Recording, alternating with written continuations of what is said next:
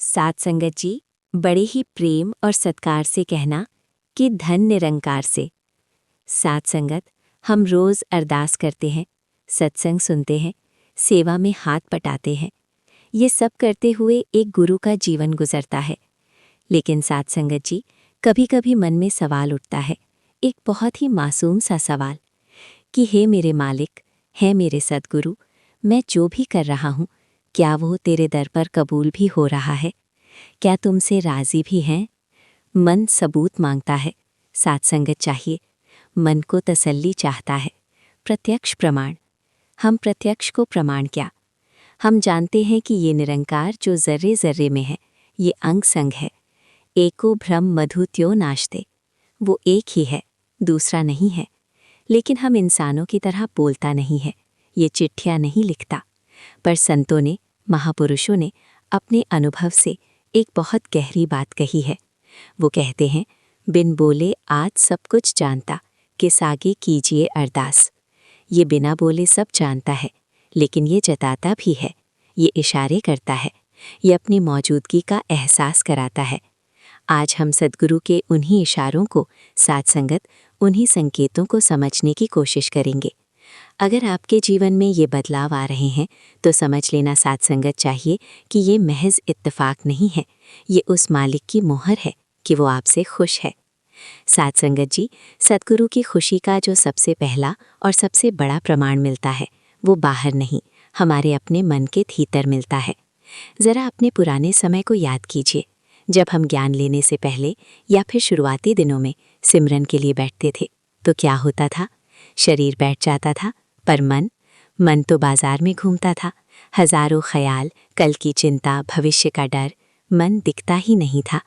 साथ संगत गोस्वामी तुलसीदास जी ने भी कहा है कि कब भूख हो ये रहीम को, कि कब मेरा मन शांत होगा।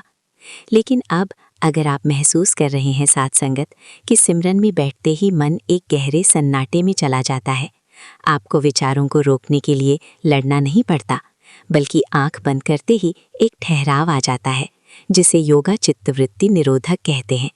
मुबारक हो साथ संगत जी, ये सद्गुरु की प्रसन्नता की पहली निशानी है। अब जीवन में साथ संगत बड़ी से बड़ी मुश्किल आ जाए, पहाड़ टूट पड़े, लेकिन आप अंदर से नहीं हिलते। बाहर शोर है पर अंदर एक खामोशी होती है। जैसे समुद्र की लहरें ऊपर तो चलती हैं साथ संगत, पर गहराई में पानी शांत रहता है। वैसी ही अवस्था एक गुरु सिख की हो जाती है।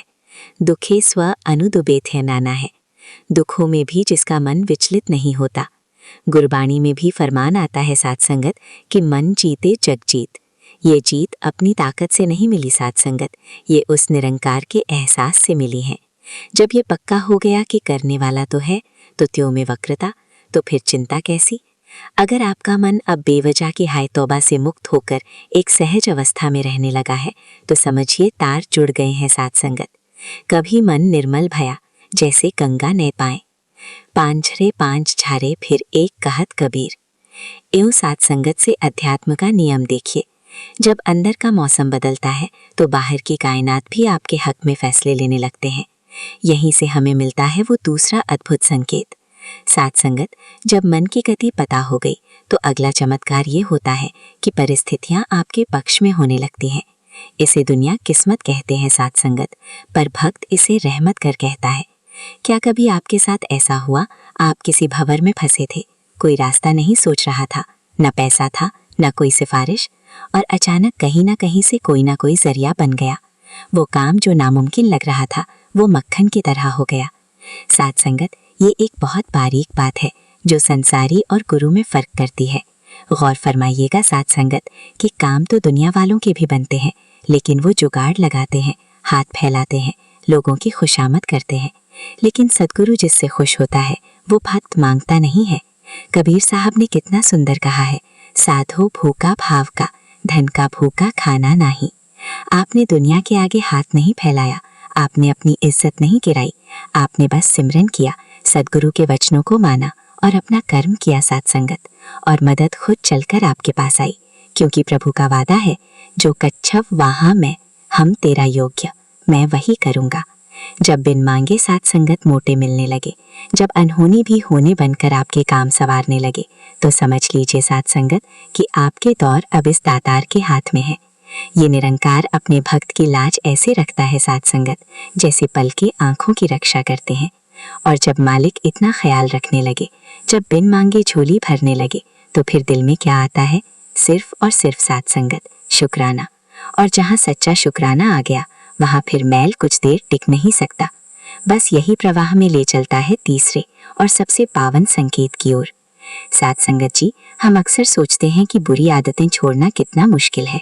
हम कस्में खाते हैं, वादे करते हैं, फिर टूट जाते हैं।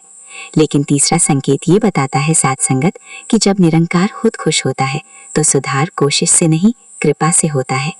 ईश्वर अनुग्रह देवा, ईश्वर के अनुग्रह से ही सब होने लगता है।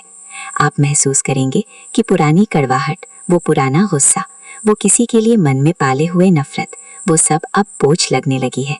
और मजे की बात यह है कि वो अपने आप छूट रही हैं। जैसे पत्ते में पेड़ से सूखे पत्ते गिरने के लिए पेड़ को चोट नहीं लगाना पड़ता, वो अपने आप गिर जाते हैं। ठीक वैसे ही जब ज्ञान का वसंत आता है, तो विकारों के पत्ते अपने आप ही झड़ जाते हैं। ज्ञान आगे नहीं सरवर कमाने साथ संगत। जिन लोगों की शक्ल देखना भी आपको पसंद नहीं था, आज उनके सामने आने पर आपको गुस्सा नहीं आता, मन में वो जहर नहीं खुलता। ऐसा लगता है जैसे किसी ने मन को धोकर साफ कर दिया हो। बाबा फरीद जी ने कहा है ना, फरीदा उरेडा भला कर, सामने ना हथाई। ये अवस्था अब किताबों वाली नहीं रही, ये आपके जीवन की हकीकत बन जाती है। वसुधैव कुटुंबकम। आपको महसूस होता है कि कोई अंदर से मेरी डीप क्लीनिंग कर रहा है, ताकि इस दिल में केवल प्रेम और नम्रता रह सके। नफरत और वैर के लिए अब वहाँ कोई जगह नहीं बची। जब आप देखें कि आपकी बुरी आदतें कमजोर पड़ रही हैं और मन हल्का फूल जैसा हो रहा है, तो शंका मत कीजिएगा। ये सीधा सबूत है कि सद्गुरु ने आपकी बाह पकड़ ली है। साथ संगत जी, सद्गुरु की प्रसन्नता का चौथा और सबसे जरूरी संकेत ये है कि आपके हृदय में हर इंसान के लिए एक स्वाभाविक प्रेम और नम्रता जागने लगती है, जिसे शास्त्रों में आत्मवत् सर्वभूतेषु कहा गया है। साथ संगत, प्यार करना तो दुनिया भी सिखाती है, पर दुनिया वजह से प्यार करते हैं। ये मेरा रिश्तेदार है इसलिए प्यार है, इसने मेरा काम किया इसलिए प्यार है।